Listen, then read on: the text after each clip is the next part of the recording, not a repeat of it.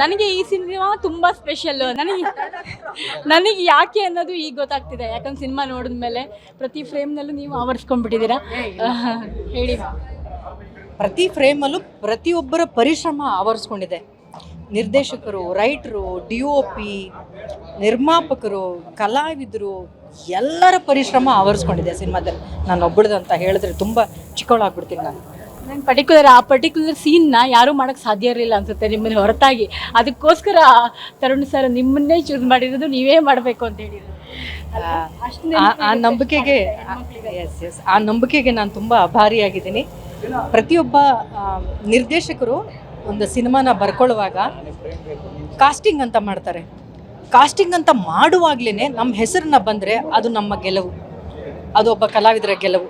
ಆ ಥರ ಇವರು ಕಾಸ್ಟಿಂಗ್ ಮಾಡಬೇಕಾದ್ರೆ ನಾನು ಹೆಸರು ಬರ್ಕೊಂಡಿದ್ದೆ ಅಂತ ಹೇಳಿದ್ರು. ಅದಕ್ಕಿಂತ ದೊಡ್ಡ ಖುಷಿ ಇನ್ನೇನು ಇಲ್ಲಪ್ಪ ಒಬ್ಬ ಕಲಾವಿದ.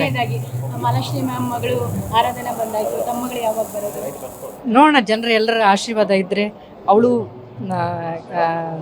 ಏನು ಹೇಳ್ತೀರಿ, ಎಲ್ಲ ಕಲಿತಾ ಇದ್ದಾಳೆ ಇವಾಗ. ಆಕ್ಟಿಂಗ್ ಕೋರ್ಸ್ ಅಂತ ಮಾಡ್ತಾ ಇದ್ದಾಳೆ.